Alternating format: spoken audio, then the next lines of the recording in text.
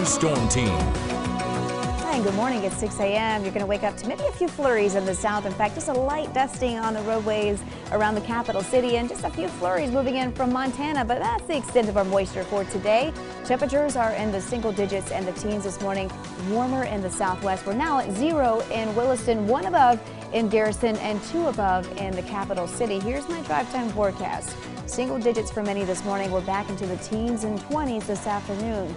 Coming up, I'll tell you about a rapid warm-up before a rapid cool-down. You're watching Good Day Dakota, and it continues right now. It's gonna be a good day, so let's get it started. Live from KX News, this is Good Day Dakota. Welcome to Good Day Dakota. I'm Tim Olson. And I'm Alicia Huck. Thanks for joining us this Monday morning. It's no secret that there's been controversy surrounding the choice of many NFL players to take a knee during the national anthem. As we approach the big game on Sunday, there's another dispute on topic. Yes, and new this morning, Becky Farr joins us live to explain more on that. Hi, Becky. Yeah, Tim and Alicia, when the Eagles take on the Patriots this weekend, tens of thousands of people who attend the game will receive the event's program. But there will be something sort of missing from that program, and that's a full-page ad from the American Veterans. The NFL requested a generic advertisement from the organization, and this is what the AMVETS sent in. The AMVETS then received a response from the NFL that it was considered to be too political, and the group was asked to change the words to "Please stand for our veterans," but denied that request. Local veterans defended the AMVETS national commander's statement that said the ad was neither a demand nor a judgment upon those who choose to kneel during the national anthem. They have the right to do that, and that every veteran knows that. We support, we've fought for that right. The First Amendment. I firmly believe that the flag should be respected and stand, during the national anthem. But I do respect their right for protest. Peterson said that the ad should not have been rejected because the AMVETS should be granted their right to freedom of speech, just like the players have had the right to protest during the anthem. Tim, the NFL says that the program is not the place for advertising that could be considered to be a political statement. All right, sounds good, Becky. Thanks for that report. Now, more than 2 years after its conception, the Native Veterans Honor Flight is making its last push before takeoff. It's open to all veterans. The Honor Flight looks to give military men and women the opportunity to see what they fought for firsthand. Veterans will be flown from North Dakota to Washington, D.C. to visit national memorials in their honor. World War II, Vietnam, and Korean War vets are the priority. And State Senator Richard Marcellus says North Dakotan veterans deserve to see what's been built to honor their service. Because I think they deserved it by serving in the military for the United States and making it free for this country. The Native Veterans Honor Flight is taking applications. If you or someone you know is a veteran who would like to take this trip, you can find the number to learn more on our website. That is myndnow.com. Happening today, Governor Burgum will hold a Main Street Initiative roundtable and attend a meeting of the Innovative Education Task Force, both which have been top priorities during his time in office. Both meetings will take place in Oaks, and the community roundtable will be at 5 o'clock tonight, and that Education Task Force will start at 10:30 this morning. A new study says that North Dakota is one of the worst states for protecting animals. The study conducted by the Animal Legal Defense Fund, or ALDF, ranked states based on their animal cruelty laws. North Dakota ranked 46th. The study says that the state will not issue felonies for neglect, abandonment, or sexual assault of animals.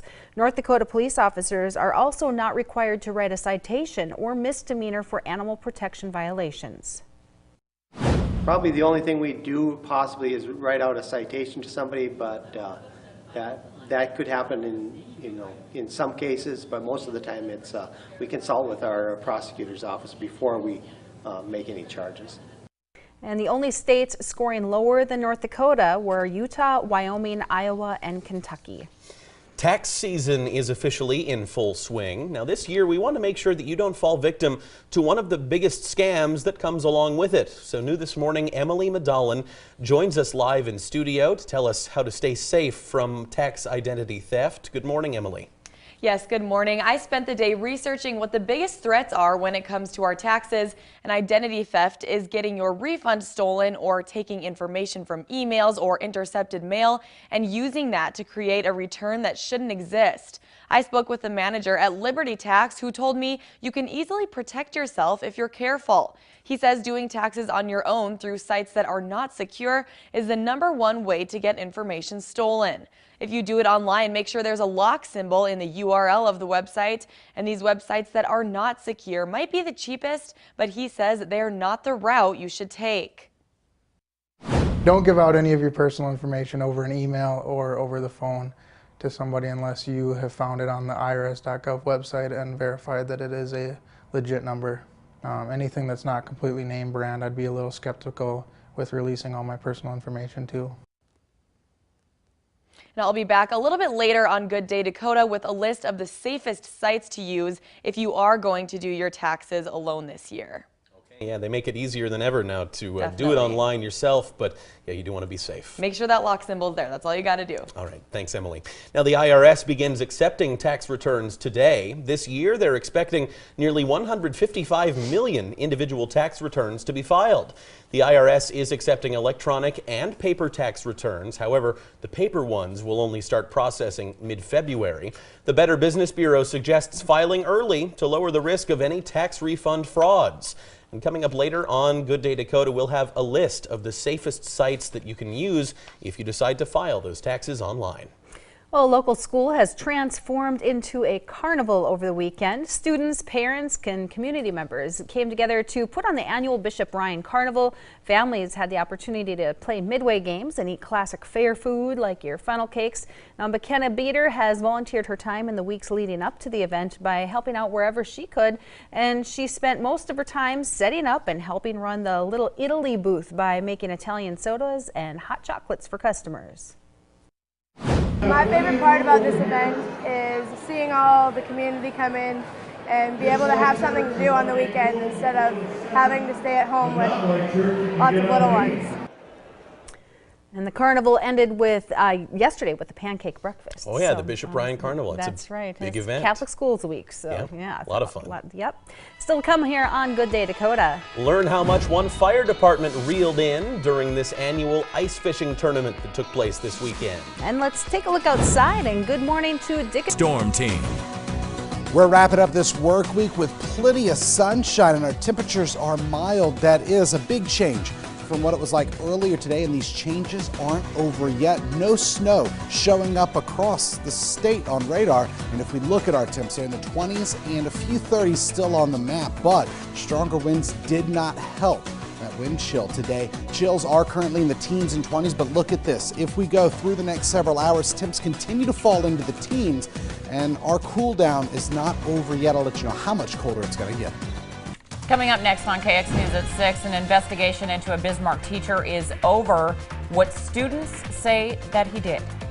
And a man awaiting trial accused of setting his own house on fire sends out this message. Plus, people seeking help for opioid addiction are being scammed.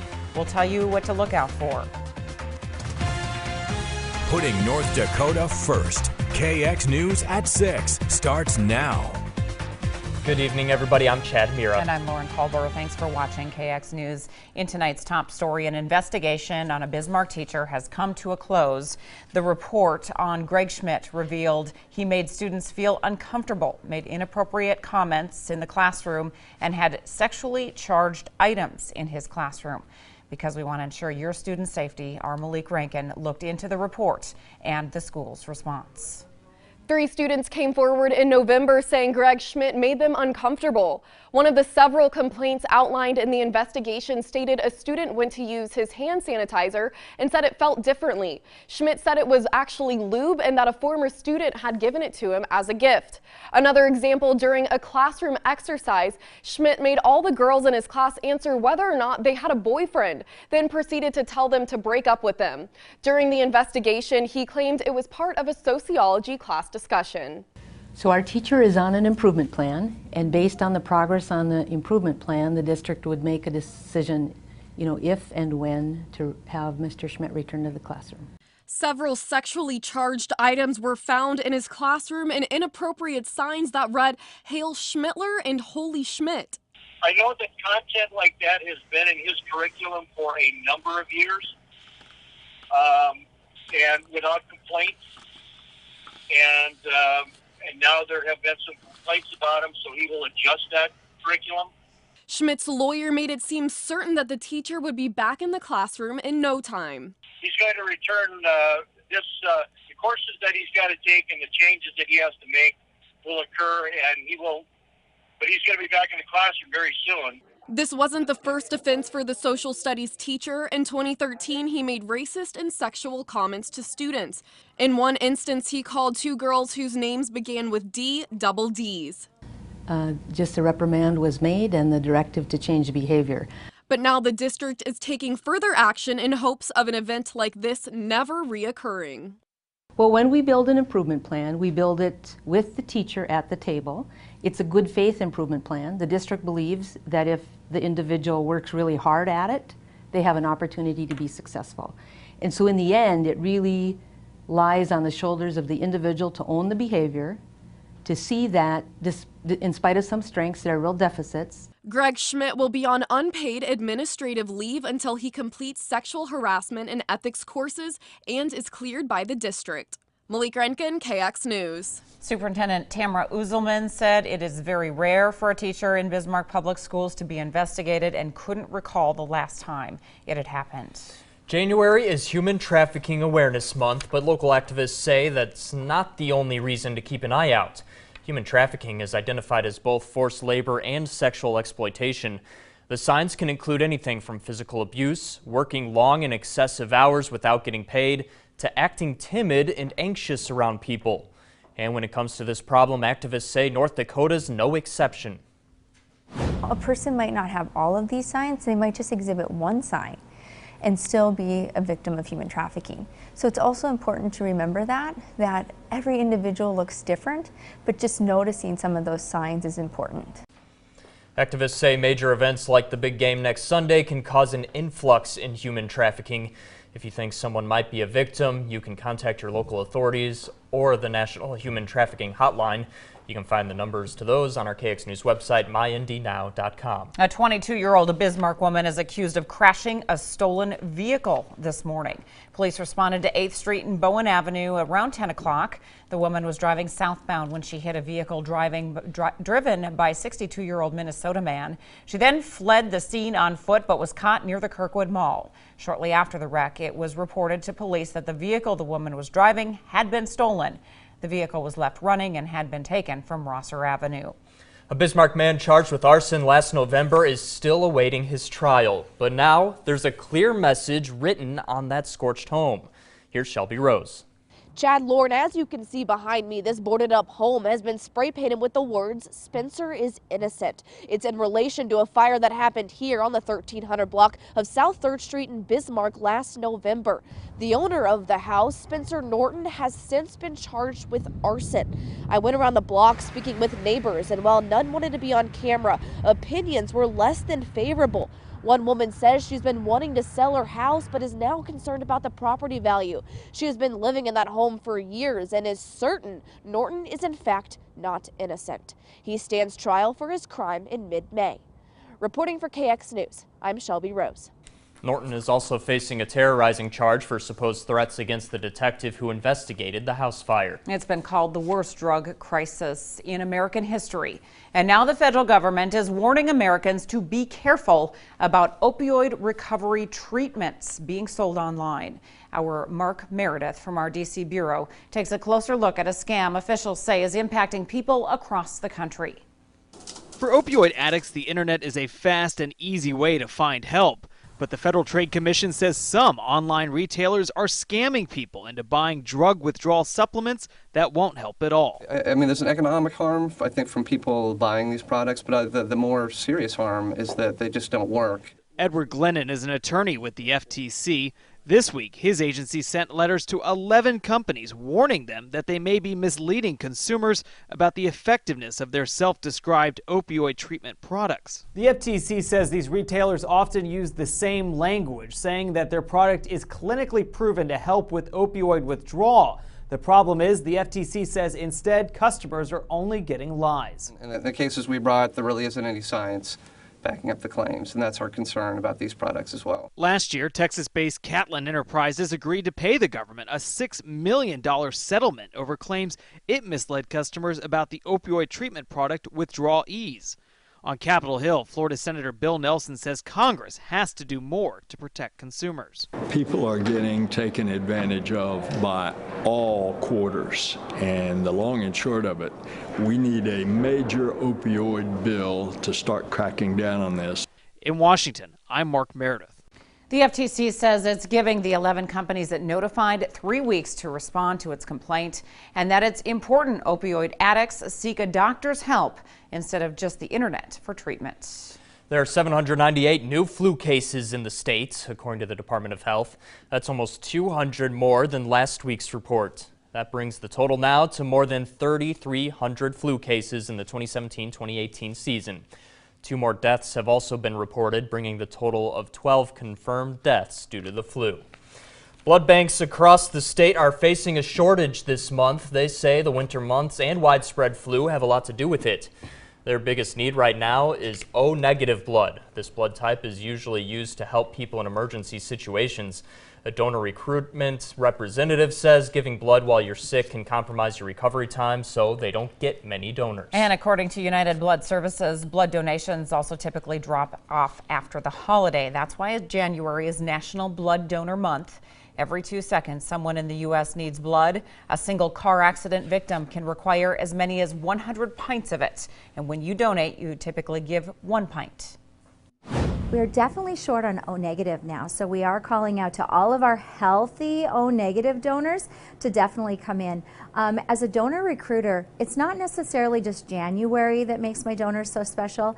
Every single donor that comes through the door, whether it's January, February, March, April, whatever month it is, they are all special because they're giving the ultimate gift. You can log on to our KX News website, myndnow.com, for information on blood donation sites. You will also find a link to the nearest blood bank near you. Coming up next on KX News at 6, the new food joint that's serving up all your favorites. And where you can find the state's largest boat show this weekend. Let's take a live look outside right now. Temperatures making quite the KX Storm Team. Well, our latest run of mild temps will be wrapping up soon, but not until this weekend, so you can enjoy one more day of temps in the 30s. Right now, it is mostly cloudy, and temperatures are in the 30s, a few upper 20s, but when we go to satellite and radar, you'll see that there's no precip across the state yet. A few snow showers are going to be possible tonight, then wind speeds start to pick up, but right now just a light breeze for western and central North Dakota. Here's a quick look at your hour-by-hour forecast. I'll let you know when those temperatures really start to dive down in a few minutes. You're watching KX News. Coming up tonight at 6, this North Dakota man has been on the run since December, and they caught him in Florida. And we'll tell you why concussions aren't just limited to on the field. It can happen with anything, any sport, car accidents, slipping on the ice. Plus, we'll show you an alternative to your usual classroom that's really paying off for students here. Putting North Dakota first. KX News at 6 starts now. Good evening, everyone. I'm Chad Mira. And I'm Lauren Culber. Thank you for watching KX News. In our top story tonight, a 50-year-old Dickinson man who has been on the run since December has now been caught. According to the Dickinson Police Department, Stephen Wynn was recently captured in Brooksville, Florida. It was a joint effort between the Dickinson Police Department and the U.S. Marshal Service. Wynn is awaiting extradition back to Stark County. He has been charged with 3 felonies: gross sexual imposition, criminal trespass, and terrorizing. North Dakota Highway Patrol responded to a trailer that was on fire. A semi pulling a trailer loaded with hay bales was traveling on Highway 6 about 7 miles south of St. Anthony. The bales started on fire while the semi was driving down the road. The driver pulled over, got out safely before the fire consumed everything. Traffic along this portion of Highway 6 was temporarily rerouted until the fire was put out. North Dakota Highway Patrol is investigating. One of the McDonald's in Bismarck is shut down now after an overnight fire. Crews were called to Miriam Avenue around 1 a.m. this morning. It's the McDonald's by the Oasis truck stop in the northeastern part of town. When they arrived, they saw a fire inside the building. It was traced back to the kitchen area. No one was inside at the time, and the cause of the fire has been ruled an accident. Accidents happen and you can hit your head, and the results may be a headache. But there are times when a headache can be a lot more than just that. Alexis Arthur reports on how dangerous a concussion can be. Anytime, anywhere, at any age. I've had concussions in patients in every single sport. Dr. Mattern defines a concussion as a functional change in the way the brain works due to an impact of some sort. Lots of different symptoms. Dr. Mattern says that many concussion injuries revolve around sports. The most popular male sports include football and ice hockey. For females, she treats many soccer players. The health of the athlete is definitely the first and foremost. CBS News reported about the connection of concussions to chronic traumatic encephalopathy, or CTE. The bigger question right now is, what if its impact to the head multiple times leads to CTE? As of now, there's no proof that there is any connection. But despite that, Dr. Mattern says that concussions need to be taken seriously. You are 4 to 5 times more likely to get a second concussion. The CDC reports that about 500,000 kids face traumatic brain injuries, which does include concussions. You don't have to hit your head to have a concussion. You know, it just depends on the whiplash or how the head was moved. Lisa Spangler's daughter has a concussion, and its cause, a car accident. She has been very sensitive to light, to loud sounds. Coach Lip remembers a time when one of his wrestlers landed on the mat head first. We had to call 911, and the young wrestler was taken to the emergency room where he had surgery. It really can happen anywhere to anyone. Anytime any of our children are out there, you just kind of say a little prayer and just hope and pray for safety. Reporting for KX News, I'm Alexis Arthur. And here's a look at some of the symptoms a concussion can bring: dizziness, headaches, pressure to the head, and sensitivity to sound and light. An alternative classroom in Williston for struggling students is making a difference. The class was introduced at the start of the school year after Williston Middle School's principal noticed some students were underperforming in the regular classroom environment. The class has about 12 to 14 students depending on the need. That's about half the size of other classes at the school. Since August, the number of absences among the students has almost been cut in half. Performance rates have drastically improved and behavioral problems have been greatly reduced. One of the original students has also transferred out of the alternative class and has already resumed regular classes. This is our first year in the program, and you know, we're trying to evolve it and keep these kids learning and growing and hopefully make them high school graduates someday and productive citizens in the community or wherever they will go.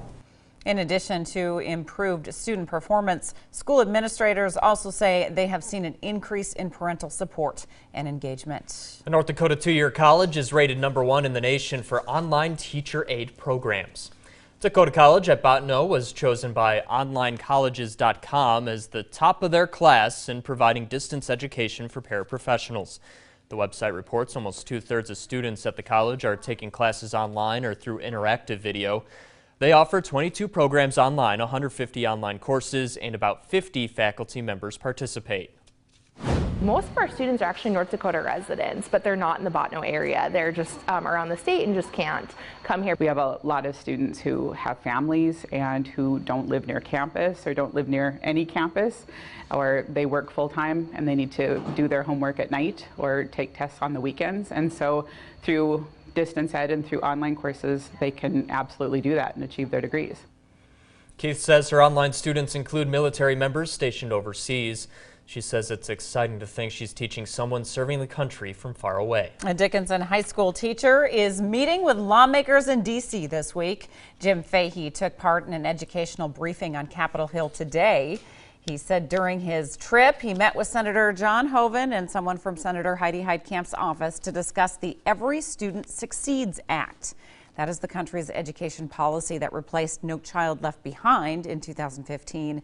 During his meeting, Fahey had the chance to talk about how his students helped raise thousands of dollars for Dickinson's sister city in Texas following Hurricane Harvey. Many times, honey is used as an added sweetener. It can taste delicious, but kids under the age of 1 shouldn't try honey until they're a bit older. According to eatright.org, babies should avoid eating honey because it can harbor spores of toxic bacterium. That can potentially lead to botulism, which is a foodborne illness. A dietitian we spoke to says it's not guaranteed this will help if your baby eats honey, but it's recommended to be safe and just keep it out of their reach. I would try to definitely avoid giving your under 1-year-old honey by just up for the potential of that happening. But if it did, I would call your doctor right away if you're concerned. Eatright.org says botulism is caused by bacterium that occurs in the soil. The United Way had a record-breaking year in 2017. More than $2.7 million was raised and put back into the community. Executive Director Jenna Gallo says their annual luncheon today was a big thank you to everyone who supports them during the year. United Way has gotten involved with housing the homeless in 2017, but Gallo says they do so much more than that. This year, United Way helped distribute 52,000 books to preschool kids and handed out 2 million meals. We have a lot of people that believe in United Way. We have over 1,000 volunteers that really make this work happen. Gallo says the business community in Bismarck-Mandan really drives United Way, not just by donating, but by volunteering as well. Coming up next on KX News at 6, why you need to do the research before taking an herbal supplement. And do you think you're good enough to fish with the best of them? We'll tell you where you can test